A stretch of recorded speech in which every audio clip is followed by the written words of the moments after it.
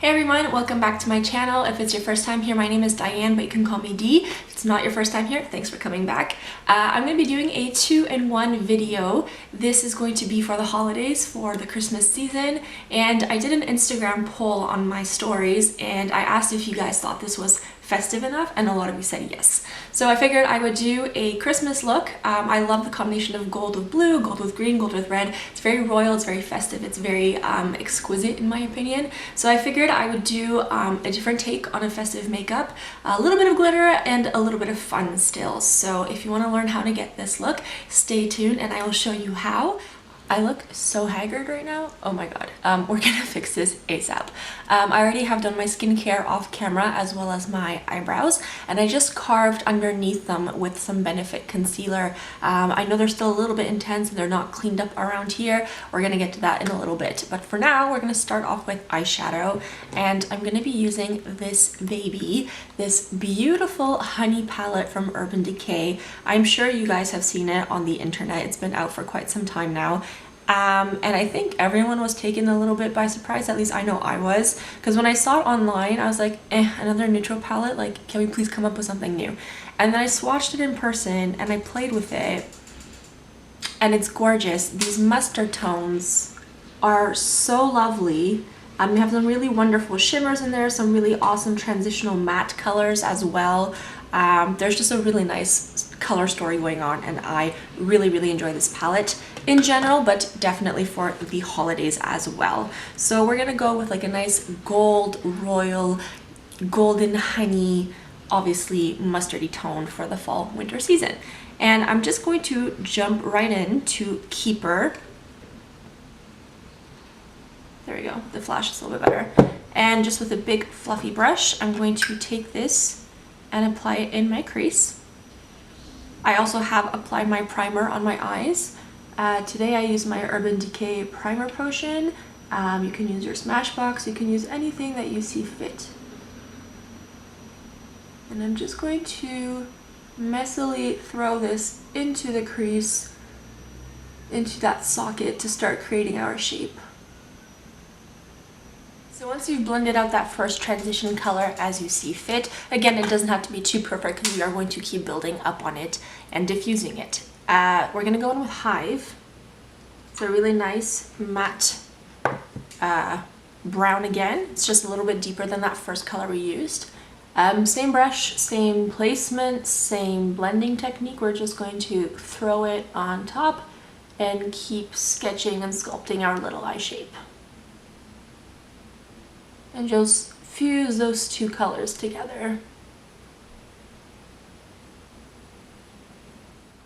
Once you've blended that secondary color into your transition, you're starting to have something that looks like this. And what I like to do now is go in with my highlighter color on my brow bone. So by using this method, you kind of cross-hatch and blend your colors in that manner, leading to a really smooth gradient fade. You can't really see where one begins and where one ends. We're also going to go into darker colors after this, so again, just make sure that everything is nice and smooth. I find this step really helps me. So I'm going into the lightest color in the palette. This one is Flyby, that really nice off-white vanilla. Just any highlighter of your choice for your brow bone will do. And I'm just going to really concentrate this right underneath my arch and then just slowly start working it back and forth along that edge, and just bringing it down gently and lightly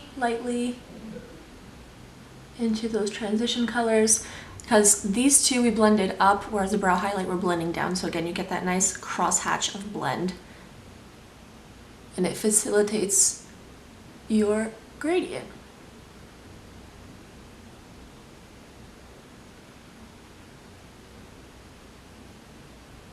And then once you just sketch that out, go back to your big fluffy brush. There's nothing on here, just the leftovers of those two primary colors. And again, I'm going to just fluff it out, just to lightly go over that brow highlight and fuse and melt everything together. So big circles going outwards. Next, we're going to start shading. So I'm going to switch to a slightly smaller brush. This is the MAC 217, but again, you can use whatever you have at home. And I was debating going into Drip, which is just like a step up from that transition color we used. This one, we just used this. That was number 2. This would be potentially number 4. But I think I'm going to go all the way over here. Use that nice, warm, plummy chocolate brown. It's called Sting. I really like that name. And I'm just going to use the flat side of my brush, because you can also use it like this as a dome-shaped fluffy brush. This is a great tool. And I'm just going to pat this, really concentrate it on the outer corner. Just on the lid, bringing it up to the crease and making sure I'm not missing my lash line. Again, very messy. You don't have to be super precise because we're going to melt and fuse everything together. Okay, so this is definitely one of my favorite parts in the look. You're gonna take a really nice flat eyeshadow brush, something that you can really use to pack on the color, but it's a little bit smaller and concentrated in size. And now it's honestly up to you how you want to amuse yourself, what pop of color you want to use. You have Amber, which is this beautiful warm coppery tone. You have these wonderful golds going on. You even have this like satin taupe bronzy warm color. Being washed out, but anyways, you have like your abundant choice of pops of color. I'm gonna go in, I think, with Golden. It's calling my name, and I'm just going to take a very generous amount, spray it with some setting spray, and I'm going to pack this on the inner portion of the lid.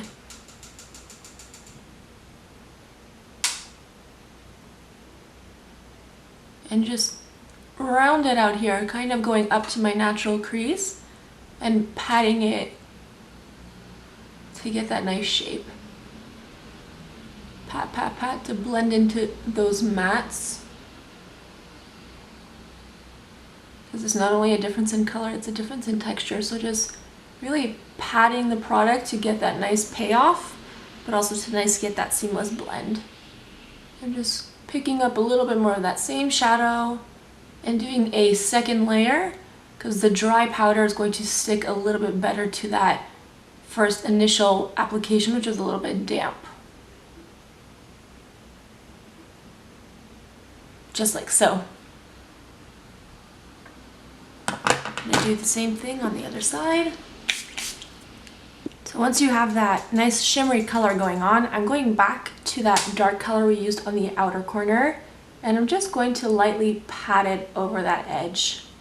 Again, just melting, fusing, and blending the two contrasting colors and textures together. I'm gonna go in with Whiskey, Honey Whiskey. I think it's kind of cute and appropriate, totally not planned. And then I'm just gonna line this on my upper lash line. And I'm not gonna go all the way in, I'm gonna stick to about 2/3 of the way. Really get it in that lash line. We're gonna really smoke it out.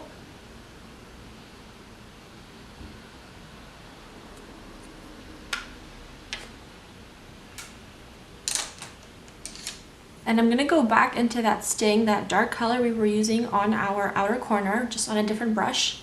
This is like a straight edged brush. And I'm just going to pack it and smudge it into that pencil liner.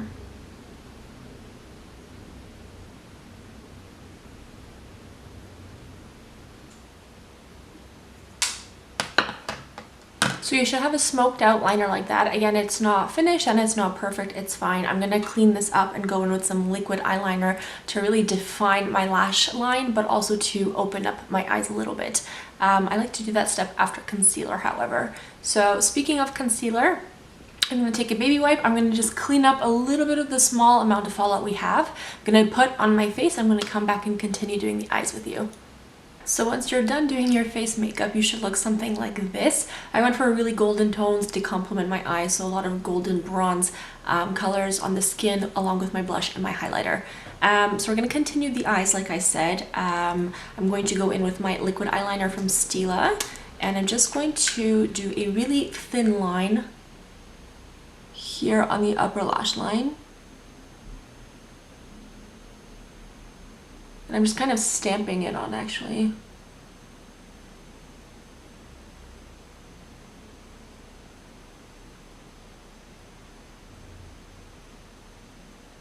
Just very thin, because when I do my black lashes, it's going to connect to that line and make them look actually bigger and longer than they actually are.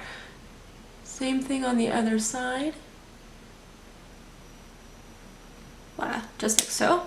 And for a pop of color on the bottom, I'm gonna go in with my Urban Decay eyeliner in Chaos. This is a really beautiful electric blue. And I'm just going to throw this on my lower lash line. On the entire lower lash line.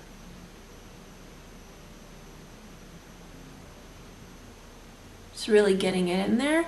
I'm not tight lining with this. I think I'm going to tight line with the black one. The black pencil. We'll see how I'm feeling after this. But I'm just going to run this along. Get a nice colorful sticky base down.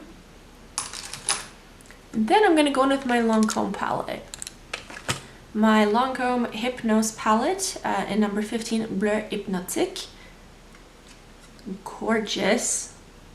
Gorgeous colors. And I'm going to take this electric one over here. Not the deeper shiny one, but a bit more of like a brighter cobalt matte blue. Gorgeous. And on a super teeny weeny bullet dense brush, I'm going to pick up that blue. And I'm just going to smudge this on top of that eyeliner. So pack first to get a really good color payoff. Stamp, stamp, stamp, stamp, stamp.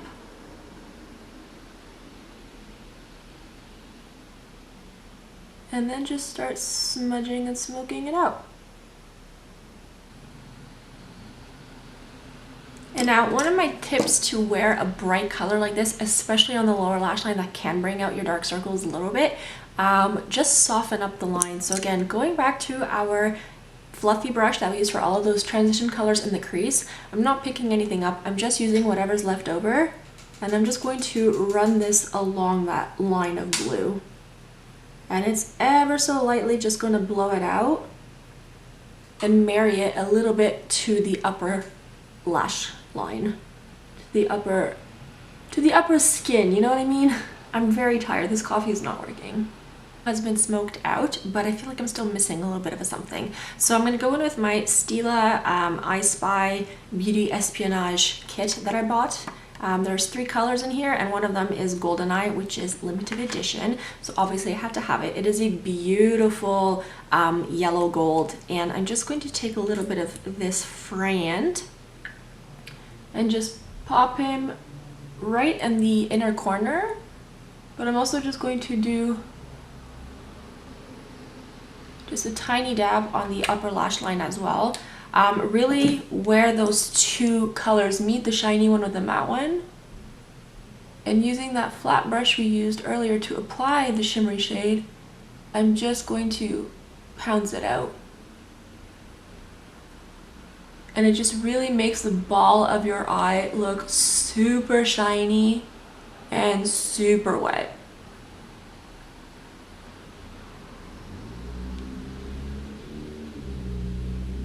Blend this inner corner highlight too.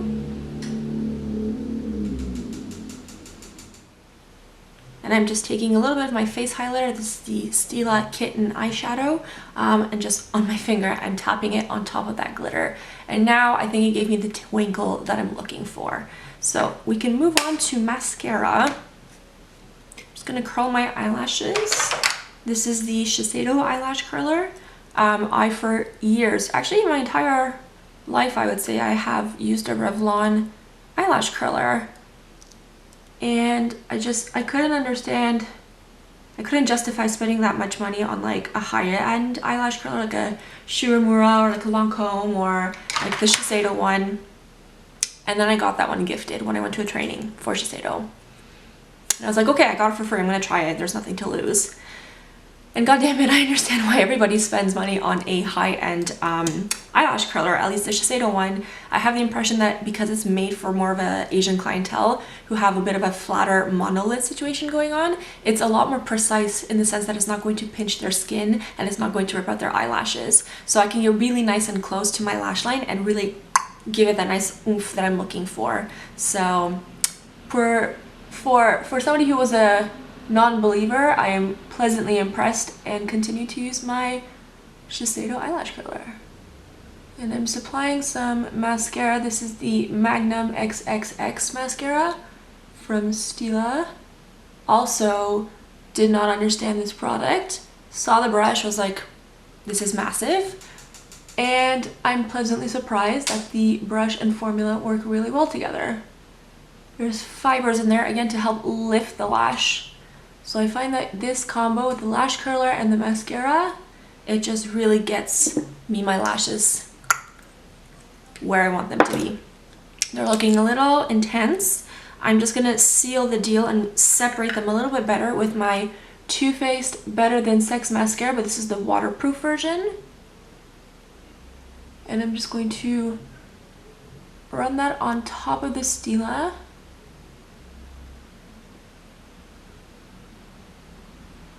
Like, they're so long and thick, but they're separated, not clumpy.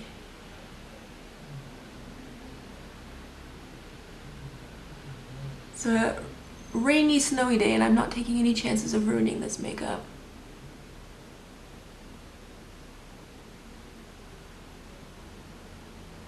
I'm just gonna use whatever's left on the brush just to ever so lightly go over the lashes on my lower lash line too. One last final step, I'm just going to go in with my Smashbox Always On Gel Liner in Fishnet. This is a gel liner like I just said, so it's very creamy. I like using it specifically for the lash line because it just glides on easily, but it also transfers well between the two waterlines, so it stays on long pretty well. I'm just going to apply it. I'm just going to close my eye and obviously very carefully, very gently, just run it along. And that way you do both sides at the same time. So once you manage to do your hair and change and resemble somewhat of a human being, I'm just going to finish up the look doing my lips. Going in with the Makeup Forever Artist Color Pencil in 606 Wherever Walnut. My mirror. And I'm just going to use this to line my lips. Just like so. I also kind of filled them in, but not all the way. You can see that the inner portion of my lip is still not filled in, just to get a nice guideline and shape going on. Next, going with my Safe Word lipstick from Smashbox. I love this color. It's a really beautiful nude that looks good on multiple skin tones.